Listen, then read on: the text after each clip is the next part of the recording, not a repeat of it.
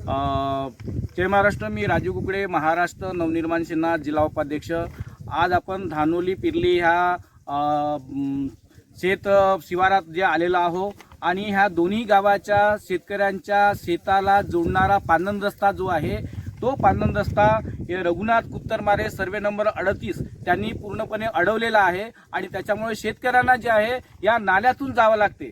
नाल्यामधनं जे आहे त्या गाडणामध्ये आणि पाण्यामध्ये तिथून मार्गक्रमण करताना त्यांच्या शेतपिकाचं जे आहे रक्षण करावं लागत आहे आणि स्वतः जे त्यांची उत्पादन जे आहे ते सुद्धा जे डोक्यावर घेऊन तिथं जावं लागते, कारण बंडी तिथं जात नाही आणि बंडी सुद्धा तिथे आता फसलेली आहे. एक अशा प्रकारची विदारक परिस्थिती आहे. आणि हा जो रघुनाथ कुत्तरमारे जो आहे हा नायब तहसीलदार सुधीर खांडे यांच्यासोबत संगनमत करून ह्या 6 शेतकऱ्यांची एक प्रकारे रस्त्याची अडवणूक करत आहे. आणि त्याच्यामुळे महाराष्ट्र नवनिर्माण सेनेतर्फे सर्व शेतकऱ्यांना घेऊन आम्ही जिल्हाधिकारी यांच्याकडे निवेदन देणार आहोत की हा तात्काळ जो आहे शिव पांदन रस्ता हा मोकळा करून देण्यात यावा आणि 6 शेतकऱ्यांना जो पांदन रस्त्याचं जे त्यांना जे आहे सहयोग करण्यात यावं. अन्यथा महाराष्ट्र नवनिर्माण सेना या सर्व शेतकऱ्यांना घेऊन अभिनव आंदोलन करेल अशा प्रकारचा इशारा आज आम्ही देत आहोत.